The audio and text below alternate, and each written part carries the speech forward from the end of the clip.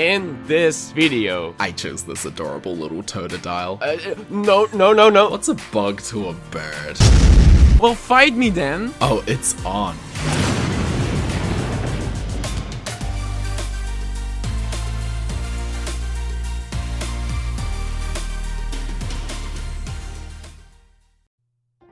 Hello and welcome to a new animated Nuzlocke story. I recently did a Pokemon Omega Ruby Randomizer Nuzlocke versus challenge together with my good friend Kyepha. Hello. What does this versus challenge imply exactly, you ask? Well, both of us played through our own copies of a randomized Pokemon Omega Ruby version where basic Nuzlocke rules apply. Fainted Pokemon are considered dead, and we are only allowed to catch the first encounter on each route. However, once we've both beaten a gym leader, we shall also battle each other with whatever Pokemon we have left at that point. And the winner of that battle shall receive a special prize to help them on their Nuzlocke journey. We do this throughout the entire game, and eventually when we both beat the Elite Four and become the champions of our respective Hoenn regions, we shall battle each other again, and the winner of that battle shall be crowned as the winner of this Nuzlocke versus challenge. Hoenn is my home region, so I'm pretty confident I'm gonna win. We'll explain everything with more details throughout the video, but now allow me to tell you the story of our crazy adventures filled with friendship, chaos, and death. Lots of death. We both got delivered by truck to Littleroot Town in the lovely Hoenn region, where right on cue the professor was being attacked by a wild Pokemon. We quickly opened his bag to quote-unquote borrow one of his Pokemon, and this is of course where the randomizer came into play. In this randomizer, both wild and trainer Pokemon are randomized, but they'll be of about the same power level as they would be in the normal games, to keep it all balanced. They will, however, also learn randomized moves, but they will learn their weaker moves before their stronger ones, and are more likely to learn moves of their own types.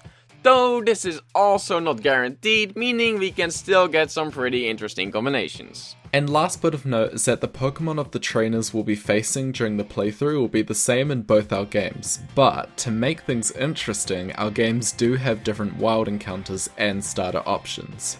I chose this adorable little Totodile. I myself had the option to pick either a Speel, Fennekin or a Roggenrola, and I ended up taking the Fennekin, meaning we would both start with normal starter Pokemon. However, once I got into battle, I soon realized maybe normal wasn't an accurate way of describing my Fennekin. This Lombre has water shuriken. Oh god. I have wing attack. Oh, what? Flying fox. Apparently, I got a Fennekin with wings, but I wasn't complaining because he was quickly able to take down the wild Inkay, earning it the name Flying Fox.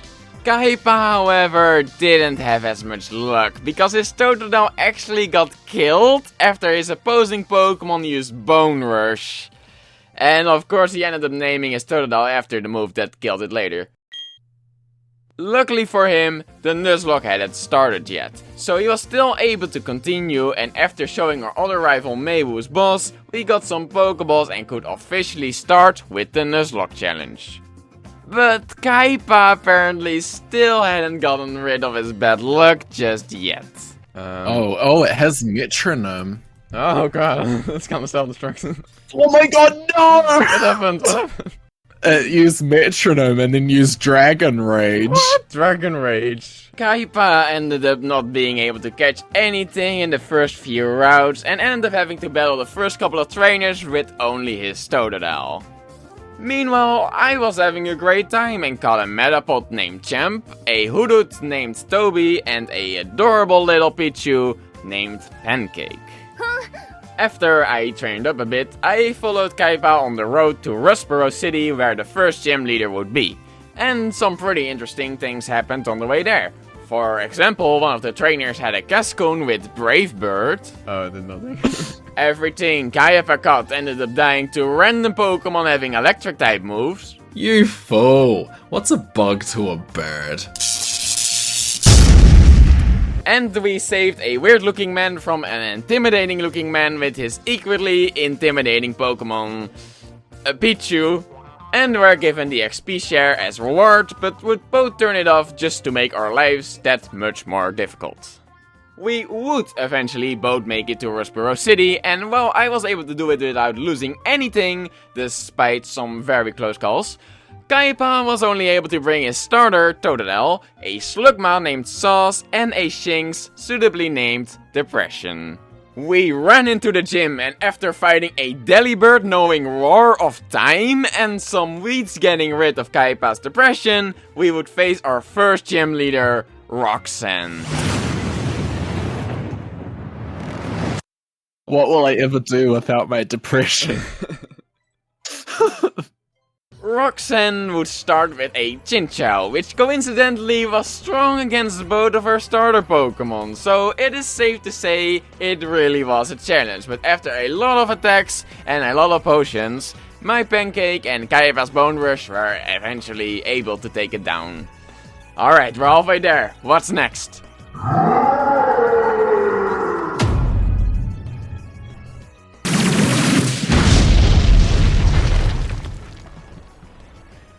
Roxanne's strongest and final Pokemon was an Onix, which really wasn't a problem for Kyepha's water type, but I was a bit more worried because the only Pokemon I had trained up are weak to Onix's ground moves.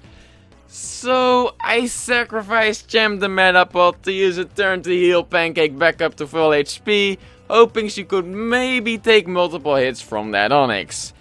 But that didn't actually end up being necessary, because after witnessing our friend's demise, she outsped the Onix and was able to one-shot it with her newly learned Scald attack. We now both had our first gym badge, but at what cost? We will never forget you, champ. Now you know how it feels. Oh yeah? Well, fight me then! Oh, it's on. It was time for our first battle against each other. But first, let me tell you about the prizes we are doing it all for. The prizes would be randomly decided after each battle, and I personally was really hoping for prize number 1 or 3, which would give me 20 minutes of experience share or would allow me to revive one of my currently dead Pokemon. I really wanted the XP share prize as well, but I also liked the prize we called Door Number 2, which would be something that we could use whenever we encounter something in a new area that we don't like. That will then not force us to catch the first encounter in that area, but instead allows us to catch the second thing we encounter, which just as well could be even worse, but that's just a risk.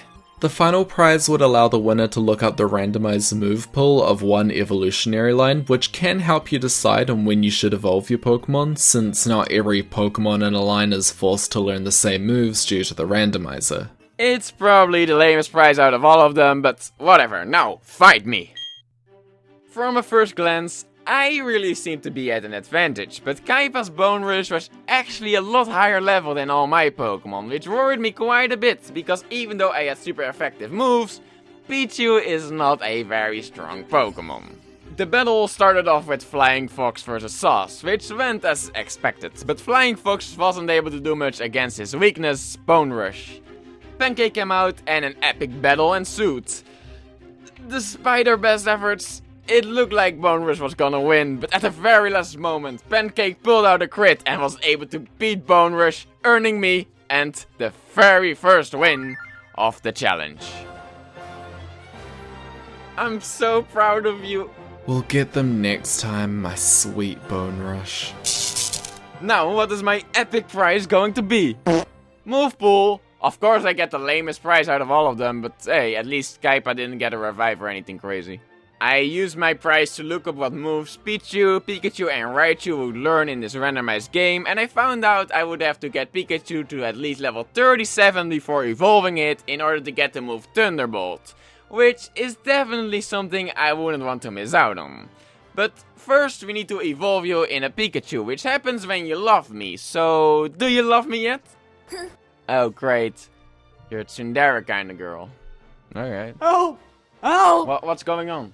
We shouldn't forget, this was only the first battle, and we still had a long way to go until becoming champion. Oh, Team Magma's up to no good again.